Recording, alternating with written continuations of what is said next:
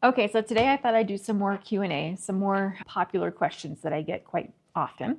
The first one is, do I have to tell my provider if I'm using substances? That can be marijuana, cannabis, weed, whatever you want to call it, alcohol, cocaine, stimulants, heroin, fentanyl, whatever it is. The short answer is yes, I appreciate when you tell me, not because I'm going to judge you, but because I want to keep you safe and I want to have a better understanding of why you're utilizing those things. People use substances all the time for a variety of reasons. Sometimes we use coffee, caffeine in the mornings to wake us up. Sometimes we use melatonin or chamomile tea in the evenings to wind us down. So we utilize things quite often without even really thinking about it. But if you are using substances, I'm not here to judge you. I'm not here to try and convince you to stop. Most people know the risk and know what they're doing when they utilize substances. But really, if we're using medication, that's when it becomes important to know. There are some medications that really should not be used in conjunction with certain substances such as stimulants or alcohol.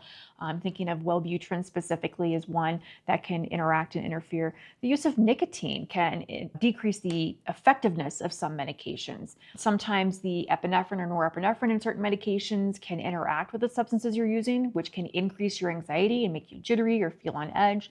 So again, I'm just here to listen. I'm not here to judge or lecture you. It's just really to keep you safe and have a better understanding of why you're using them. Are you using them on a daily basis so that you don't get sick? Or are you using them socially, occasionally? Do you have people in the house that use with you? So when I ask questions, it's really just to learn more about what kind of environment you're in. Usually when you come and see me, you're usually not doing super well or super great.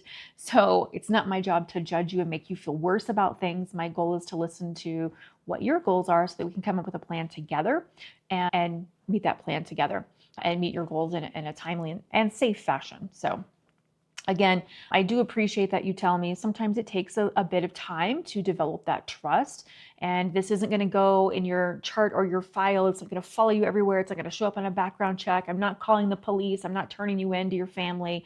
None of that. It stays confidential.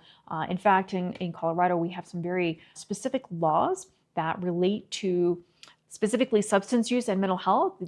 We cannot release any information without your express written consent. So if you're wanting me to talk to family about that, that would be a completely different conversation. But in general, yes, we appreciate when you tell us what you're utilizing. Again, not to judge you, not to lecture you or to shame you, but so that we can formulate things in mind. Especially with cannabis use, there are a lot of antidepressants that don't work well with cannabis because cannabis can be it's very sticky on that receptor, and medications need a receptor to attach to. So I need to know how much and how often you're using. If you're smoking all day throughout the day, if you're just smoking heavily on weekends, maybe it's just at night. These are important things to know so that I don't give you a medication that you're not going to notice the effects of or the benefits from, right? And I don't want to give you a medication that's going to interact with that in a negative way so that you have negative side effects as well, because a lot of us have lives and families and work and things that we like to do. And the goal is to engage in those happily and without a lot of extra nonsense along the way. So yes, we appreciate you telling us, and it is simply to formulate a plan.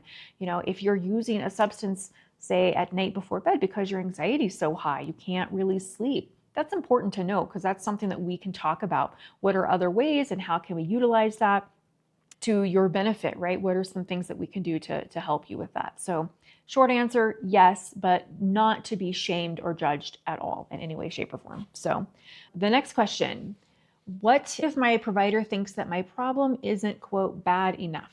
That's a great question. And I feel like a lot of people struggle with this because they haven't been assaulted or robbed or hit by a bus, right? We think our trauma isn't, quote unquote, bad enough. And what I like to say is that there is no hierarchy to trauma. Trauma is a perception in our brain. So whether we get called a name on the playground in elementary school, or rather if we are in a domestic violence type relationship, or our family is using us as a scapegoat, or if we have a toxic workplace environment, right? It doesn't have to be some big traumatic event. It just has to be enough that the brain is like, hey, this is really unhealthy, unsafe, and it's really stressing me out, right? So you don't need to worry about your trauma being quote unquote bad enough, right? For you to feel that something's off, for you to feel that I need to go out of my way to find a provider, look them up, make an appointment, fill out the paperwork, show up for the appointment. That's a lot of work and effort for something that isn't quote unquote bad enough. So I would never shame someone for coming to me for something that isn't quote unquote bad enough, right? Again, a lot of times we are just managing, struggling through life, and we don't know if it's bad enough. Well, if it's bad enough to bother you, then it deserves your attention. And that's what I'm here to listen to. Again, I'm not here to judge. And again, there is no hierarchy of trauma in the brain either. So great question. Please do not feel that your trauma or your problem has to be big and deep and you need to come in with a bunch of details.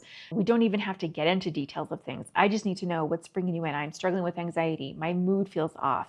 I feel like I'm very emotional, tearful. I have emotional outbursts. I get mad and throw things, right? I have road rage. Doesn't matter what it is, doesn't matter why it's there, but let's have a conversation about it together. So, good question. To follow up with that, what if I don't actually know what I'm feeling, just that something's wrong? Again, that goes back to, we live in a day and age, in a society and a culture where we are very disconnected from ourselves and from our own intuition. I say never ignore your intuition, even if it doesn't make logical sense to you.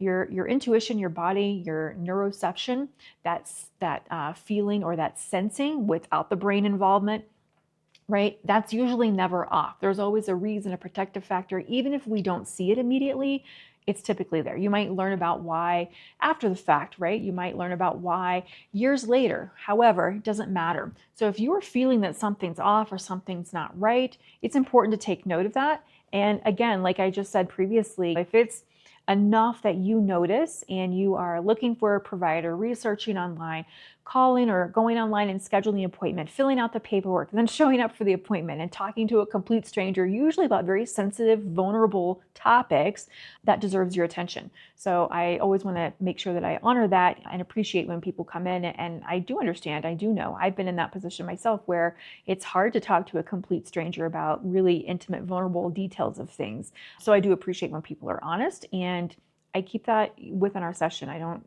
share that outside of session or anything like that. So it doesn't have to be that you know what's wrong. You don't need to come in with a diagnosis. You don't need to leave with a diagnosis. I've mentioned in other videos, sometimes it takes 2 or 3 sessions for us to come up with a diagnosis, right?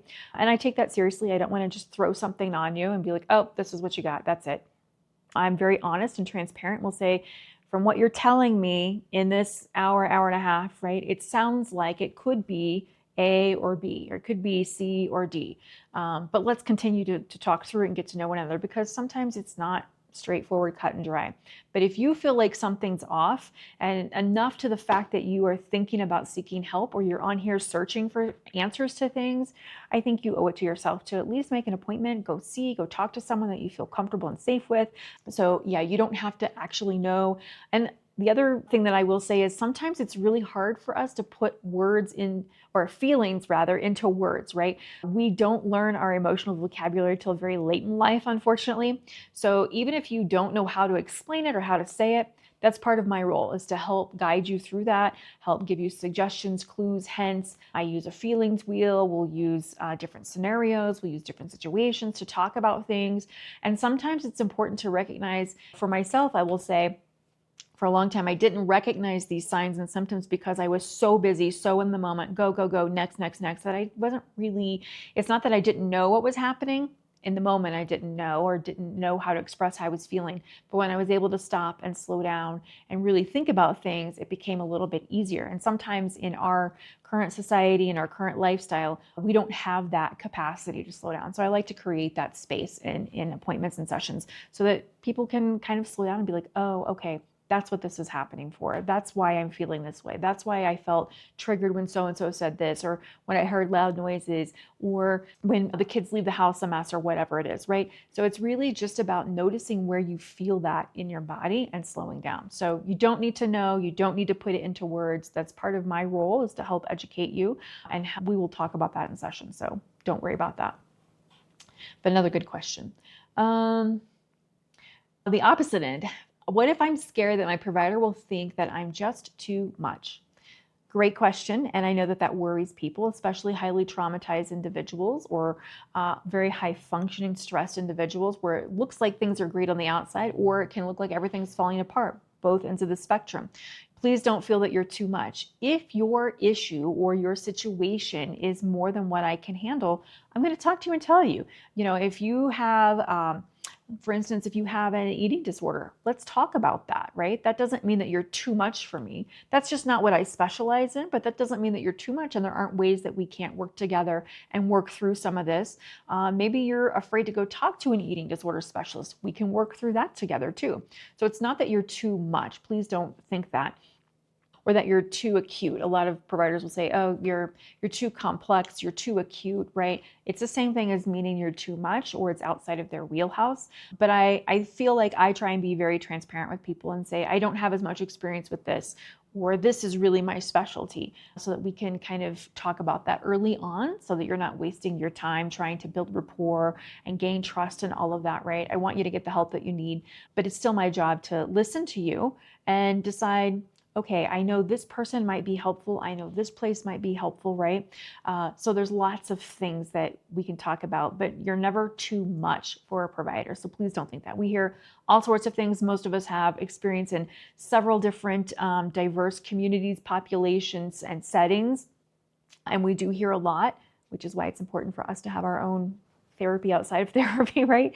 But please don't worry that you're going to be too much. It's not that you're too much. There may be things in your situation or in your presentation that we aren't as skilled at or as experienced with, or that we may say, hey, I think you need to talk to your family doctor about your blood pressure, right? Very common, and not pawning you off at all. But I try and be as transparent as I can with individuals when they come in, if it is something outside of my wheelhouse. So you're not too much, and please don't worry about that. Sometimes meeting the right person can get you to be the right connection for the next person that's really going to help you. So don't worry about that at all. Will you tell my family what I said? I'm scared that my provider may tell my family what I said in session, and this could be very upsetting.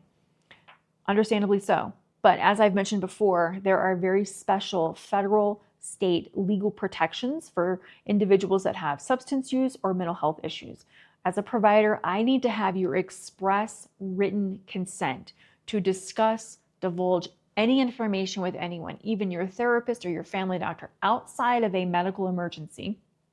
I can't talk to your family. Your family can call and say, did so-and-so show up for their appointment? I can't answer that. Your family can call and say, did so-and-so tell you that A, B, and C was happening? I can say, I can't even tell you if they're a patient here. I can't give any information. So please do not be alarmed at that. A lot of times, if a patient comes in with family, I'm very careful about what I say in front of family, and I always like to have a time selected that is just the patient, the individual, and myself, where we are talking without family, where I can talk to them one-on-one, because sometimes family isn't safe. Sometimes family can be shameful or discouraging, but sometimes family can be incredible and supportive and encouraging, right? But I always like to make sure that I'm mindful of what I say in front of family, spouses, kids, etc. And I want to make sure that I have one-on-one time with the individual that's making the appointment, that's coming in and seeking help, because that is very important. And I also want to learn from you, what is it that you feel comfortable with me saying and not saying? I see children quite frequently, and a lot of times with adolescents, I will ask, hey, do you mind if I tell your mom our game plan? Because I'm hearing a lot of anxiety. I'm hearing sleep issues. I'm hearing A, B, and C. And sometimes kids are like, don't tell my parents I smoke cannabis. Don't tell my mom I drink. That's fine. I don't need to tell them that at all. But if we are going to start a medication or taper off, parents are usually wondering, why are we doing that, right? So sometimes it's helpful for me to say, hey, I'm going to tell your family in front of you, we're doing this plan of care because of A, B, and C, and not mention the things that you don't want me to mention. I like to have a very clear conversation with the individual separately, privately, before I get family involved at all, including spouses, children, grandparents, aunts, uncles, neighbors, parole officers, like whoever it is. I want to know from you specifically what I can and can't say to them. And I need to have you write out your name on a consent form before I can do any of that. Verbal is not enough. So just be mindful of that too. Okay, I'll do 2 more and then we'll wrap up. I'm scared that my provider will think that my trauma isn't bad enough to count. This goes back to what I mentioned earlier about not knowing if it's enough or if it's not bad enough. Trauma is trauma. I believe it was Peter Levine. It could have been Gabor Mate, or Besselvander, I don't remember who it was, but I heard the story from one of those great leaders in trauma education, right? About two children on a playground. Little Johnny calls Susie a dummy on the playground, and little Susie is like, okay, whatever. Doesn't think anything of it. Susie has a very loving, encouraging family, healthy relationships, healthy boundaries, etc. Good sense of self, self-confidence, self-esteem. Little Johnny calls Sandy on the playground a dummy, and she says, oh my gosh, why did you think I'm a dummy? What's wrong with me? What did I do? How did I upset you? How can I fix this, right? And maybe she doesn't have as strong of a family relationship or as much self-confidence or healthy boundaries in her life, right? Same situation, same environment on the playground, but two people have very different interpretations. And again, I will say this till I'm blue in the face. There's no hierarchy with trauma. There is no like, oh, this is a capital T and a lowercase t trauma. Trauma is trauma. Trauma is trauma. If you interpret something, your brain interprets or perceives something to be traumatic, then it is. So there isn't like a specialized list that we have as providers that say, oh, this counts and this doesn't count, right?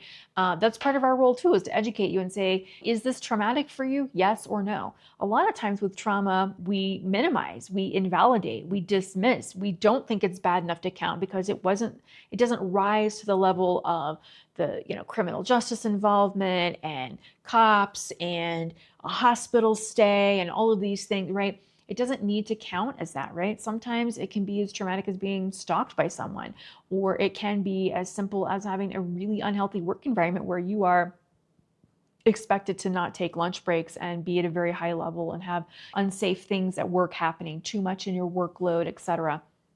So there's any number of things that can quote unquote count as trauma. And I'm not here to diagnose everyone with trauma and everyone with PTSD. That's not the goal either.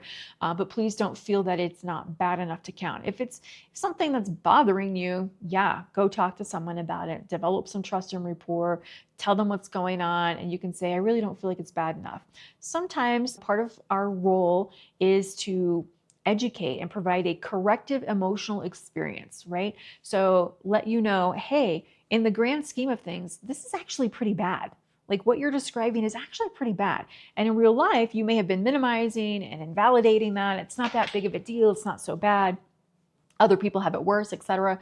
But our role is to educate you that, hey, instead of dismissing and invalidating this, it's time to say, oh, this is something I should look at because it's not healthy. It's not going to support me long-term. It's not going to nourish me, right?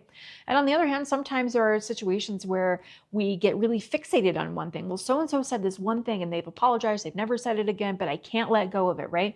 Sometimes it's saying, okay, well, let's talk about why is that hard to let go of? What are some ways in which we can talk about this, process it, work through it, right? So our role isn't to say if it's bad enough or if your trauma's you're too much or your trauma's not enough, right? Our role is just to listen and to discuss your options with you and educate you on what may or may not be appropriate course of treatment. And then the last question I will go with, am I too old to start therapy? Great question. I know that it is interesting that in today's day and age, this generation, mental health is a lot more talked about. It's a lot less destigmatized, even though it still is stigmatized to an extent. But it's just not something that our parents, grandparents, great-grandparents really talked about, really engaged in, or really acknowledged. It was just like, it's life, suck it up, move on, right? And that's the mentality of a lot of people. And I think that's a big disconnect between the generations, right? So no, I don't think anyone is too old to start therapy. My role is not to pressure people in other generations to think or feel a certain way. It's just to say, hey, here's the information. Let's look at this objectively together and see if we can come to a consensus on this, right? And see if this is something that may be of help or benefit to you. People that were in high stress careers that are retired now are noticing, I see this quite frequently, is that, oh my gosh, I didn't realize that my career in law enforcement, first responder, in the ER, fireman, whatever that is, right? Whatever these high stress careers are that you just kind of go and do, and every day is a new day, and you see some pretty traumatic, horrific things, even therapists, yes, because we all hear some pretty horrific things, right? Even if we don't witness them firsthand. But a lot of these individuals are noticing, oh my gosh, like that was really bad. And I didn't recognize or realize how negative the impact was on my life. So you're not too old to start. I think that the key is that you're willing to start. You're asking the question. You're noticing something may not be right. You're noticing that what worked for your grandparents and great grandparents may not work as well for you. And I find that myself frequently doing that, right? I idolized my grandparents growing up and I thought, oh, everything was perfect and great. And now I'm realizing, in midlife that maybe they didn't have it figured out and maybe their way of doing things served them during that time period. But we live in a very different time period with very different expectations, and that what worked for them will not work in today's current environment. So are you too old to start therapy? No. I don't think anyone is too old to start, in my opinion. I just feel that if you feel like it's worth addressing, then I think it's worth addressing, right? And my role is not to talk to you about your adult children that tell you you don't listen and you need to go talk to a therapist, right? That's not my role. My role is to help you understand what's going on with you and what may make you happier and healthier in life. And that's it. So really good questions. Feel free to post any questions in the comments below. If you'd like to schedule, I'll throw a link down if you'd like to schedule if you're in Colorado. I am accepting some new patients right now. And if you would like to send a question in anonymously, you can go to the website, which I will post a link down below as well. Just hit contact me. It will not send me your name. I will not utilize it at all. If you'd like to stay anonymous, and I can answer one of your questions on one of the upcoming videos. So I hope this was helpful. Please like, subscribe, and share with someone if you feel like it was helpful for you and it may be helpful for them. I appreciate all of your comments and feedback as well as the questions. Keep the questions coming, and I look forward to the next ones.